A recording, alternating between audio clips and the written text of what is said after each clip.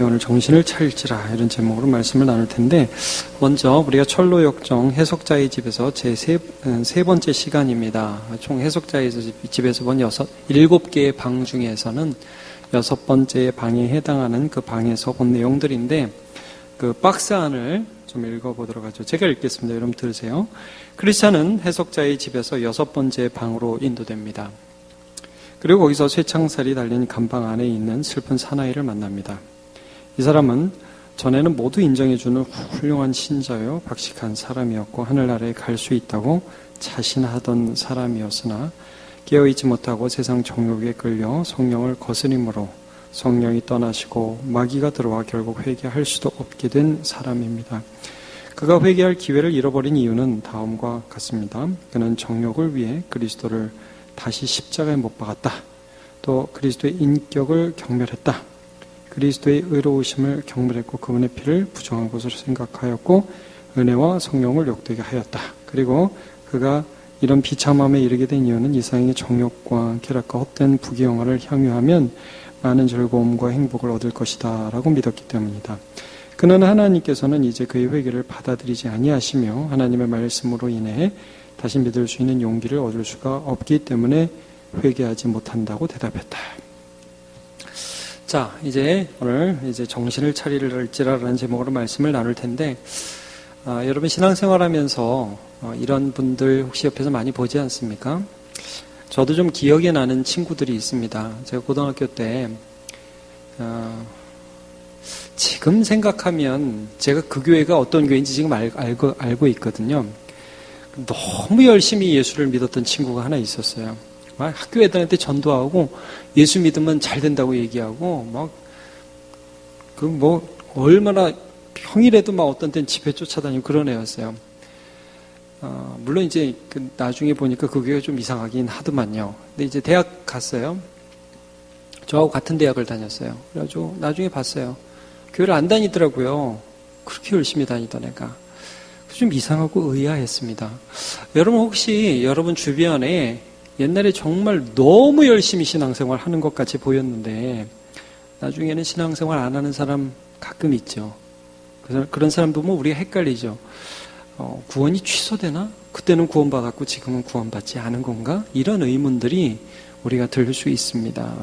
오늘 해석자의 집 그 6번째 방에서 보게 되는 게 뭐냐면, 한때는 정말 열심히 신앙생활을 하는 것처럼 보였던 어떤 한 사람이 결국 그의 마지막에는 그 신앙을 버리는 듯한, 그래서 하나님으로부터 완전히 끊어진 듯한 모습을 우리가 발견하게 되는데, 이걸 어떻게 봐야 되느냐 하는 것입니다. 여기서 우리가 교훈을 얻을 수 있다는 거예요.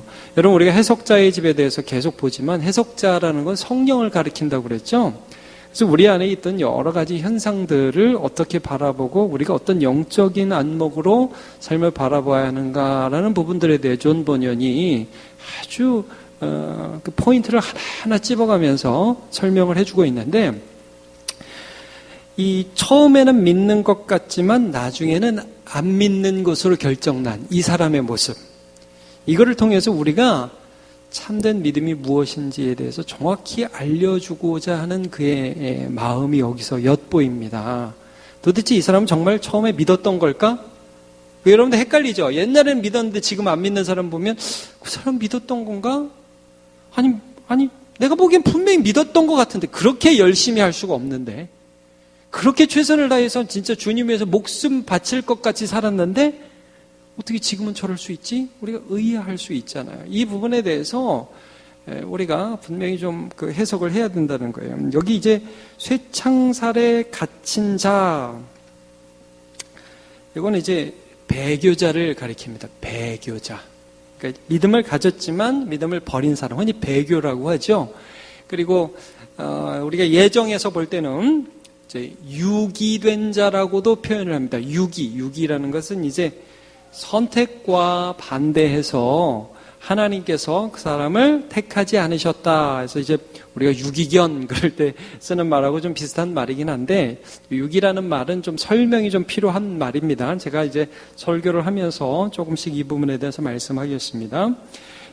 이 사람은 자기 자신을 어떻게 표현하고 있냐면, 저는 하나님과 너무 떨어져서 다시 믿을 수 있는 용기를 얻을 수가 없다. 그래서 회개할 수 없는 상황에 이르렀다고 자기를 표현하는 그런 사람입니다. 근데 여러분, 우리가 계속해서 보아서 알듯이 우리가 하나님 앞에 회개하는데 하나님이 받아들여주지 않는 사람은 있습니까? 없습니까?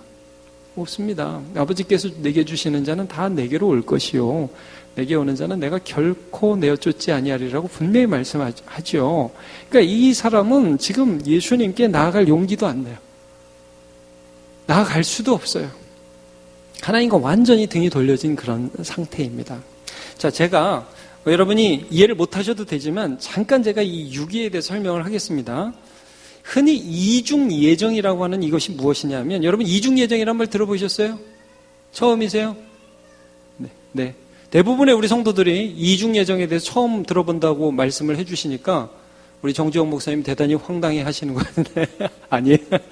자, 여러분, 하여튼 이중예정이라는 게 뭐냐면 하나님이 구원하기로 예정하신 사람이다. 이게 선택받은 사람이 있고, 그 다음에 하나님이 은혜를 베풀지 않는 사람, 유기된 사람이 있다는 게 이중예정이에요. 그래서 하나님이요, 어떤 사람은 선택하고 어떤 사람은 버리신다. 이게 이중예정인데 이 말이 좀 오해의 소지가 있어요. 이 말은 이렇게 들려요. 저놈은 버릴 거야.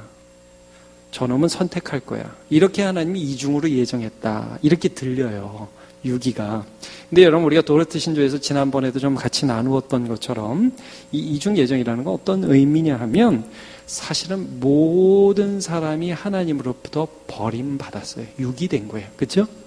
모든 사람이 죄를 범해서 하나님의 영광에 이르지 못했어요. 그 중에 몇 사람을 선택하기로 하나님이 결정하신 것입니다. 이게 이중 예정입니다. 그러니까 그 중에는 하나님의 은혜에 제외된 사람이 있어요. 근데 오늘 다루는 부분이 뭐냐면 이 하나님의 은혜에 제외된 사람 중에 꼭 믿는 것 같이 행동하던 사람들도 있다는 겁니다. 이 말 들으니까 좀 불안해요. 우리가 갑자기 내가 그런 거 아닌가?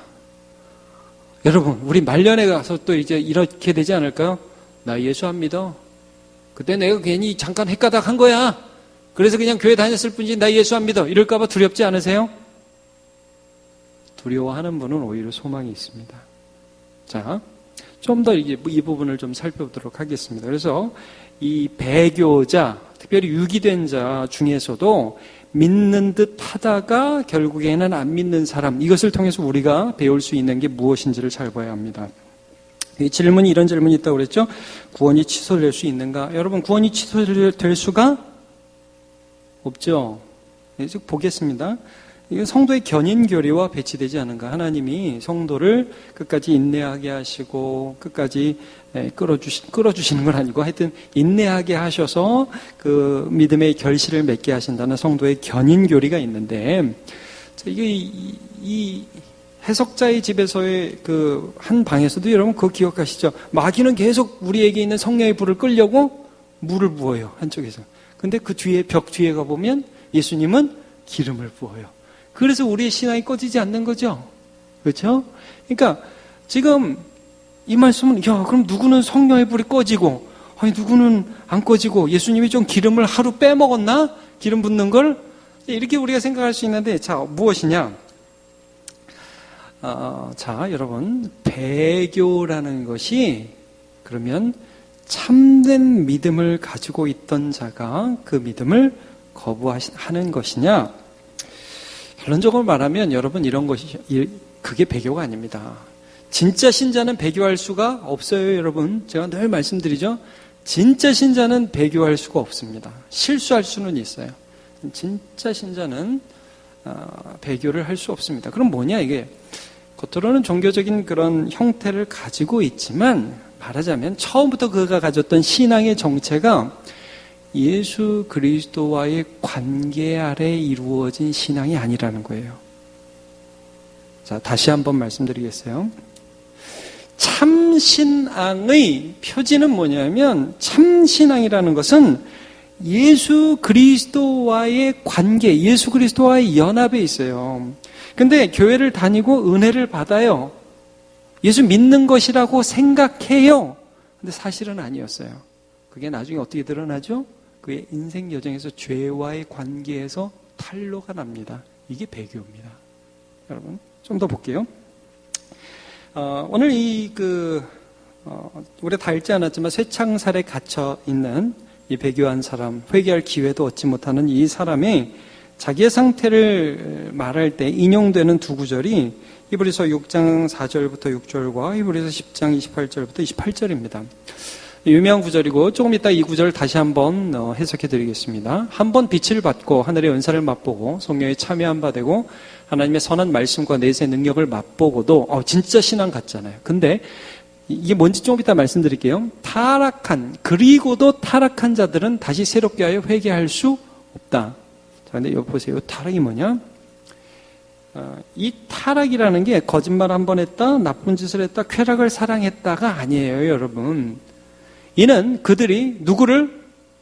하나님의 아들을 다시 십자가에 못 박아 드러내놓고 욕되게 함이라. 이게 무슨 말이냐? 여러분, 우리가 거짓말했어요.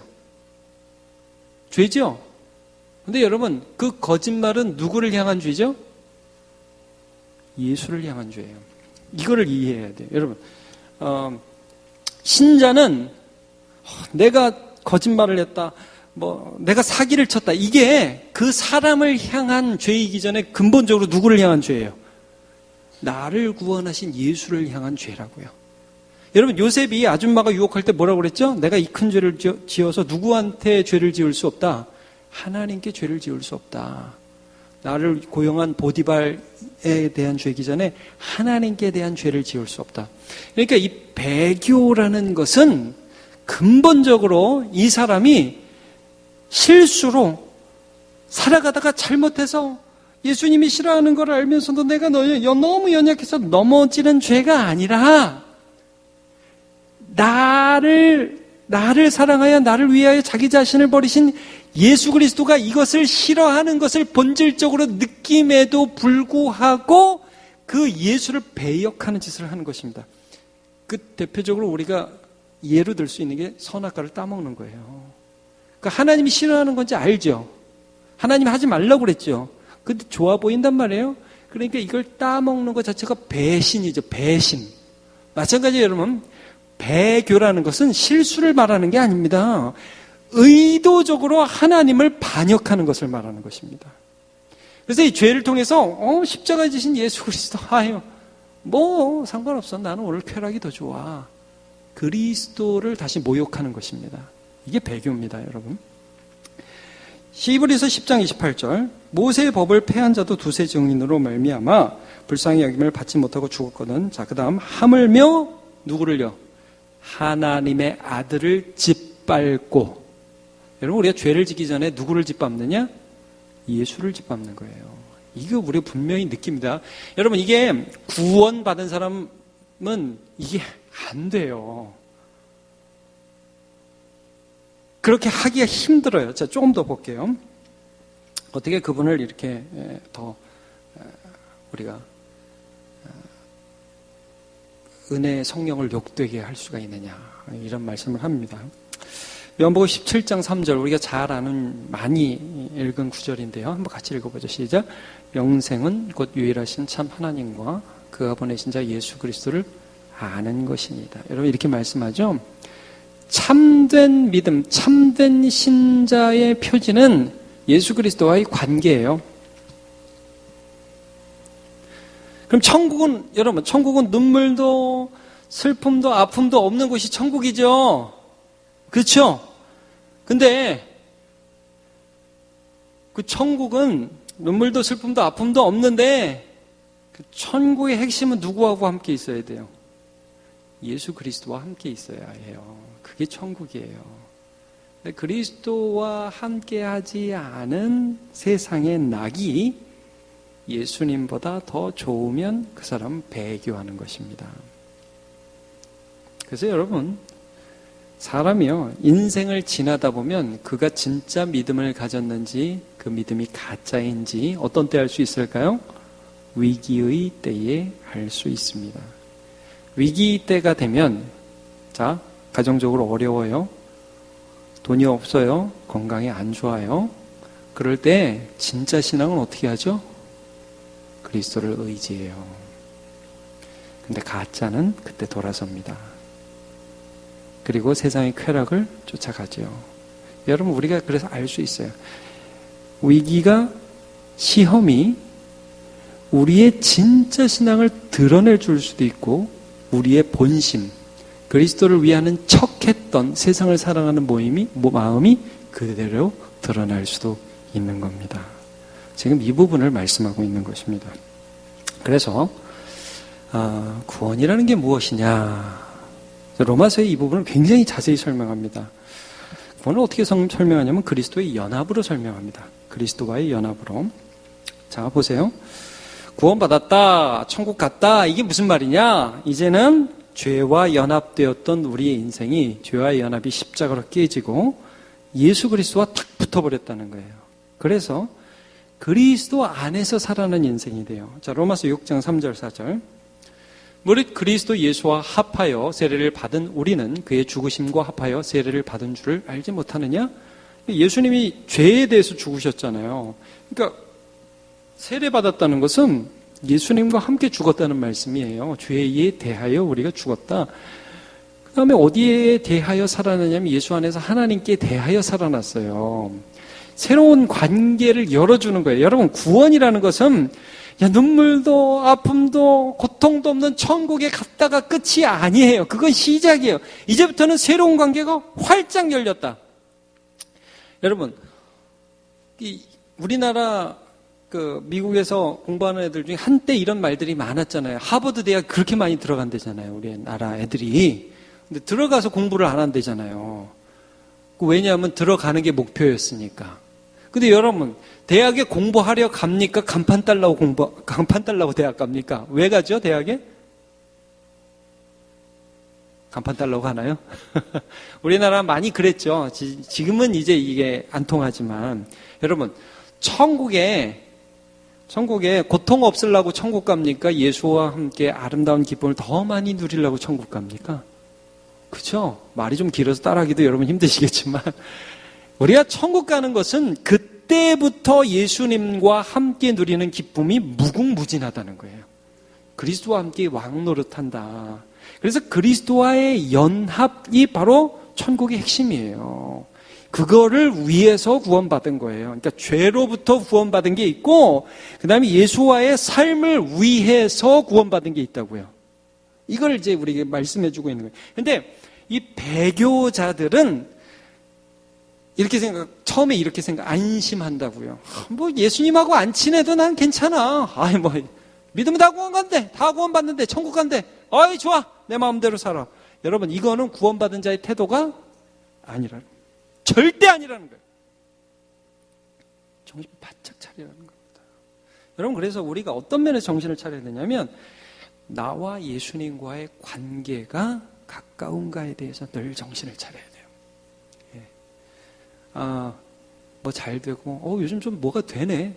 여러분, 뭐가 돼가지고 점점 주님과 멀어지면 그게 복이 아니라 저주라고 그랬죠. 막 돈이 많아져요. 집이 커져요. 일이 잘 돼요. 그래서 예배를 잘 못 나가. 성경을 안 봐. 그건 복이 아니에요. 그죠? 아픔이 있어요. 어려움이 있어요. 더 눈물 나고 더 기도하게 되고 더 주님을 의지하게 돼요. 그건 복이에요.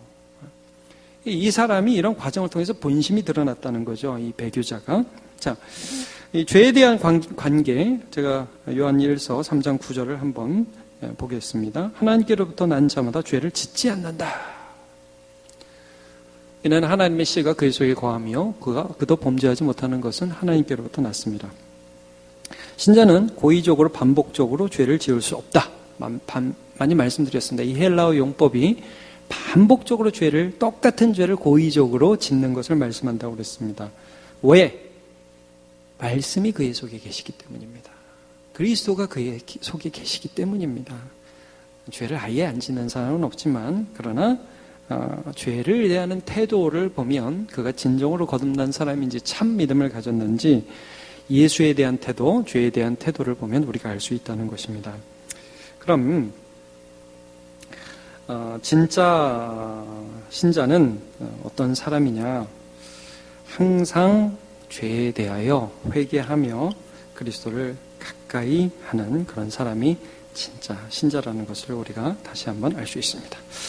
자, 그러면 히브리서 6장 4절에서 6절을 한번 해석해 보도록 하겠습니다. 이 말씀 이렇게 나와 있습니다. 한번 비침을 받고 하늘의 은사를 맛보고 성령에 참여한 바가 되고, 꼭 우리죠, 여러분. 그죠?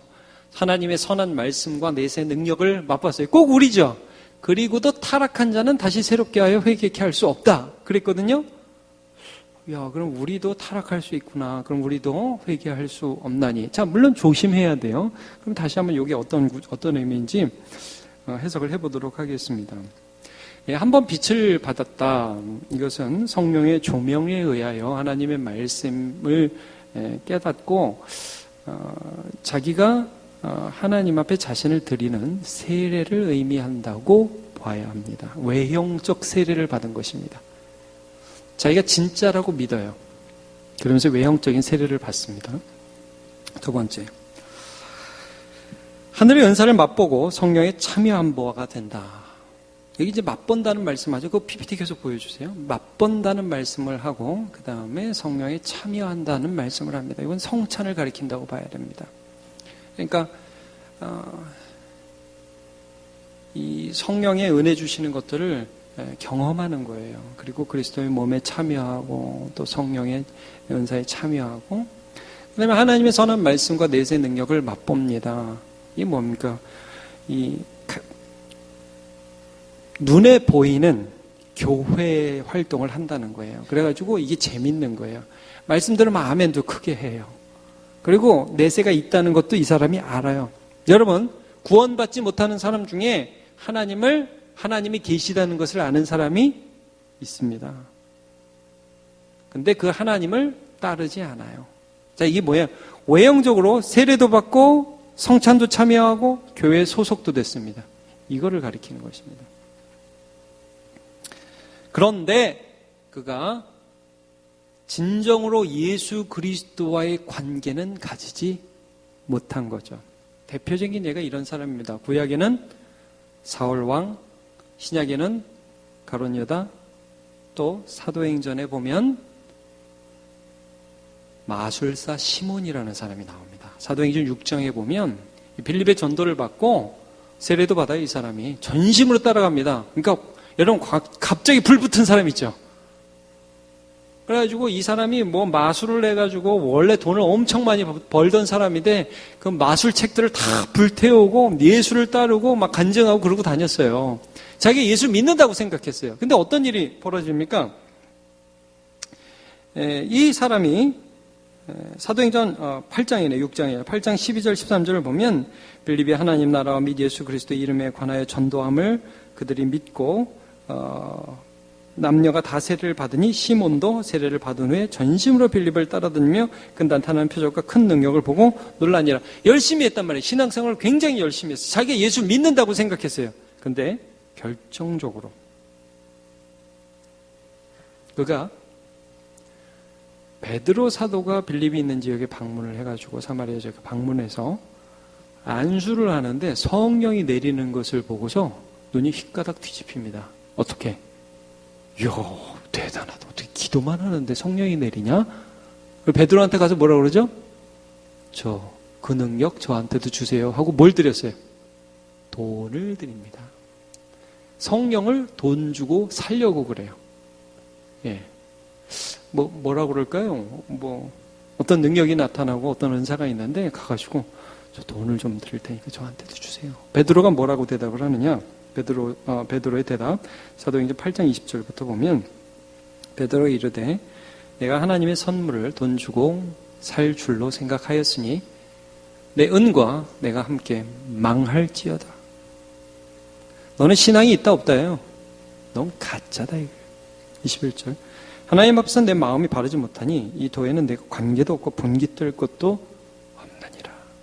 그러니까 애시당초 이 사람은 예수의 은혜, 예수 그리스도만을 의지해서 구원 얻는 감사와 기쁨이 넘친 게 아니라 신기한 거예요. 그게 좋아 보이는 거예요. 나도 거기 들어가가지고 높은 자리 하나 하고 싶은 거였어요. 근데 그게 빌립을 처음 따라다닐 땐 드러나지 않았어요. 어느 순간에 딱 되니까 이 사람이 정말로 추구하는 것이 자기의 영광인 게 딱 드러났단 말이에요. 베드로가 거기다 딱 대고서 넌 지옥 갈 놈이야. 딱 이렇게 얘기해버린 거예요. 22절도 볼게요. 그러면 너의 이 약함을 회개하고 주께 기도하라. 혹 마음에 품은 것을 사하여 주시리라. 내가 보니 너는 악독이 가득하며 불의에 매인 바 되었도다. 얘기합니다. 여러분, 베드로가 아나니아와 삽비라도 그들의 그 진심, 하나님을 사랑하는 마음이 아닌 마음으로 자기가 높아지려는 마음을 헌금 드리는 것을 보고 네가 성령을 속였다, 죽어버리잖아요. 그러니까 여러분, 이게 뭡니까? 교회 안에, 가시적 교회 안에 예수를 믿는다고 사람들 앞에서 말하고 본인도 믿는다고 생각을 하는 사람 중에 가짜가 있다는 말입니다. 이게 너무 무섭고 저도 목회적으로 제가 두려운 게 이겁니다. 여러분, 우리가 함께 교회 생활 여러 해 같이 가고 나중에 천국에 가서 아이고 김 집사가 안 왔네, 아이고 이 집사가 안 왔네, 이거 얼마나 황당무계하겠어요. 이게 여러분, 이게 뭡니까? 제가 근데 여러분 분명히 본질이 뭔지를 아시라고요. 예수 그리스도와의 관계입니다. 근데 그거를 등한시하고 어떤 외형적인, 사울 같은 경우에는 왕직이었어요. 가룟 유다 같은 경우는 정치적인 어떤 목표들, 그러니까 예수님과의 관계가 중요한 게 아니에요. 죄에서 구원하는 하나님의 그리스도를 사랑한 게 아니라고요. 정치적 메시아, 경제적 메시아를 기다렸는데 그걸 안 해주니까 팔아버리잖아요. 돈 받고. 자기의 본심이 위기 때에 그런 식으로 드러나요. 배교는요, 실수가 아니에요. 여러분, 제가 만약에 공산당에 왔는데 여러분 어떻습니까? 저희 집에 왔어요. 공산당에 와가지고 딱 저희 아들 붙잡고 막 이렇게 물어본다고 칩시다. 여러분, 야, 네 아빠가 저 목사 맞냐? 그럼 제 아들이 뭐라고 그래야 돼요? 뭐 이게 용감하게 그럴까요? 네, 저희 아버지 맞습니다. 저희 아버지는 목사님이시고 훌륭한 저의 멘토이시고 저희 아버지가 목사인 것을 저는 부인할 수 없습니다. 그리고 제 아들이 총 맞아 죽으면 제가 좋아할까요? 모르겠어요. 그게 진짜 충성인지 전 잘 모르겠어요. 아니 뭐 그럴 때 제 아들이 몰라요. 아니 아빠 맞나? 이렇게 얘기해도 나중에 가지고 야 잘했어 그럴 것 같아요. 그냥 제 느낌에. 그건 진심이 아닌 걸 제가 아니까. 아니 여러분, 우리 남문교회 성도들 가운데 정말 위기 때가 딱 됐는데 나 예수 몰라요. 그러실 수 있어요, 여러분. 물론 그러라는 말은 아니에요. 그럴 수도 있다고요. 제가 아는 선교사님이요, 저 중동에 있는데 지금 이제 물론 귀국했지만 뒤에서 비밀 경찰이 와가지고 권총을 딱 들이대는데 혀가 뒤로 말려버리더래요. 여러분, 이게 우리가 말이 안 나오더래요. 이게 뭐 예수 믿는다, 예수를 위해 죽지, 그 상황 딱 돼보면 이게 안 된대요. 그럼 여러분, 그건 우리의 본심이 아닌 거예요? 우린 예수를 안 믿었던 거예요? 그런 하나의 사건을 가지고 믿음을 판단할 수 있는 게 아니라는 거예요. 우리의 전 삶이 어느 방향을 향해 가는지 여러분 보십시오. 내가 정말 지지리도 안 꺾이는 내 죄를 예수 앞에서 내려놓고 있는가? 그게 예수 믿는 겁니다. 가식을 날마다 벗어버리고 주님을 쫓고 있는가? 그게 예수 믿는 겁니다. 근데 여러분, 허례허식, 종교적인 어떤 우리의 지위, 내가 교회를 얼마나 다녔는가? 이런 것들을 겉으로 딱 싸고 속에는 하나님이 싫어하는 온갖 더러운 죄를 지으면서도 하나님을 인식하지 못하는 자는 두려워해야 합니다. 천국에서 못 만날 수가 있습니다. 정말입니다. 제가 목회적으로도 그래서 늘 기도하면서 우리 성도들 항상 진실하게 내가 예수 믿는가? 예수님이 나의 구주신가? 나는 죄악을 바라볼 때마다 예수님께 죄송한가? 그 예수님 앞에 나아가서 이 죄악을 날마다 뿌리치고 있는가? 이것들을 날마다 점검하시기를 축복합니다. 우리의 자세는 그래서 정신을 차려라.